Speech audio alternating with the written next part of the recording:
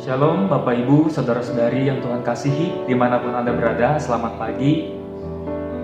Seringkali kita merasa bahwa perbuatan-perbuatan baik yang kita lakukan kepada orang lain seringkali tidak dibalas dengan kebaikan juga. Bahkan lebih sering, kebaikan kita dibalas dengan kejahatan. Banyak perbuatan-perbuatan baik yang kita lakukan yang dibalas dengan tidak seimbang oleh orang lain. Dan kita merasa seakan-akan Tuhan itu kok nggak adil ya, Tuhan kok nggak membela kita ya. Kenapa justru ketika kita berbuat baik, kenapa justru ketika kita berbuat benar, seakan-akan tidak ada pembelaan Tuhan, seakan-akan tidak ada balasan yang baik dari orang lain yang Tuhan izinkan terjadi dalam hidup kita.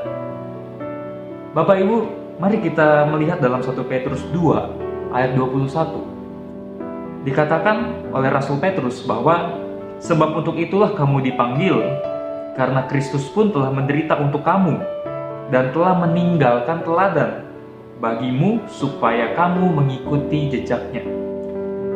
Jika kita mengingat kembali kehidupan Tuhan kita, Yesus Kristus, Bapak Ibu bayangin, Dia disiksa, Dia didera, Dia disalibkan. Namun dalam semua penderitaannya itu Ia tetap sabar menanggung beban itu.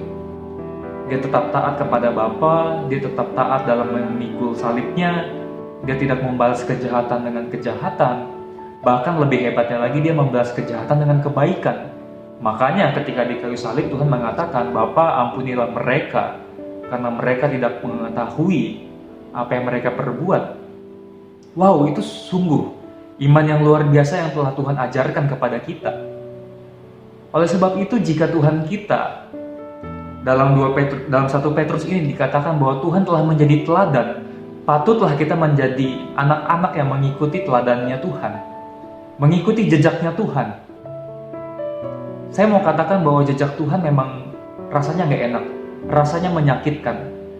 Namun untuk itulah kita dipanggil seperti yang Rasul Petrus katakan dalam 1 Petrus 2 ayat 21. Untuk itulah kita dipanggil karena kita untuk menderita sependeritaan, satu kematian dalam kematiannya.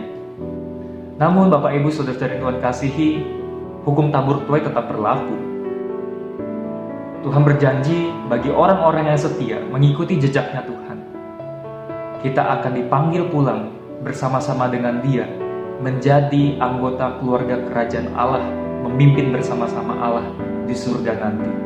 Oleh sebab itu, jika keadaan kita hari ini seakan-akan tidak adil, seakan-akan tidak mendapatkan balasan yang baik, mari kita tetap taat, mari kita tetap berjuang, dan kita ikuti teladan jejak Tuhan dalam hidup kita. Selamat pagi, selamat beraktivitas, selamat mengikuti jejaknya Tuhan. Tuhan Yesus memberkati.